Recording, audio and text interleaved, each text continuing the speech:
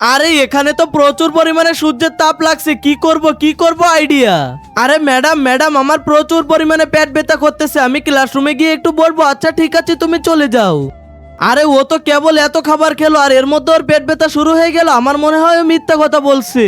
আরে তুমি কালকে স্কুলে কেন আসোনি? আরে আমার দাদি মারা গিয়েছিল, এর জন্য আসিনি। আরে তোমার দাদি তো আগের বছর মারা গিয়েছিল। আরে দাদি না, নানি মারা গিয়েছিল। আরে আমি ঠিক বলছি তাই না? আরে হ্যাঁ বেটা, তুমি তাহলে ওইখানে গিয়ে বসো। আচ্ছা ঠিক আছে, তোকে তো আমি কালকে দেখে নেব। আরে সোনি, তোকে তো আমি কালকে নোটবুক দিয়েছিলাম, ওইটা দে। আরে তাড়াতাড়ি দে বলছি। আরে ওটা আমি আনিনি, আর ওটা দিতে পারবো না। কি বক বক করছিস? আমি তো আনিনি। আচ্ছা তুই আনিসনি তো আমি তোর ব্যাগ চেক করবো। না না, আমার ব্যাগ চেক করা যাবে না। আরে তুই কোন নোটবুকের কথা বলছিলি? ম্যাথ? ও ম্যাথ তো আমি এনেছি, আমার তো মনেই ছিল না। আমি মনে করছি যে অন্য কিছু। আরে এত মিথ্যা বলে। আরে এই তোমরা সবাই শোনো না, আজকে তো ম্যাডাম ক্লাসে আসবে না, তার মানে আজকে এখন আমরা মজা করব।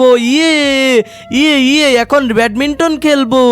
আরে ইয়ে ইয়ে ইয়ে আরে এইসব কি চলছে ক্লাসরুমে?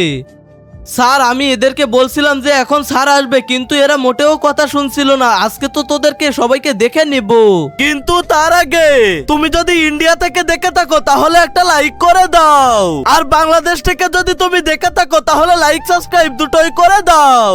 আরে এ তো মিথ্যা বলে আমাদেরকে ফাঁসিয়ে দিয়েছে। বন্ধুরা তোমরা সবাই লাইক করে সাবস্ক্রাইব করে দাও।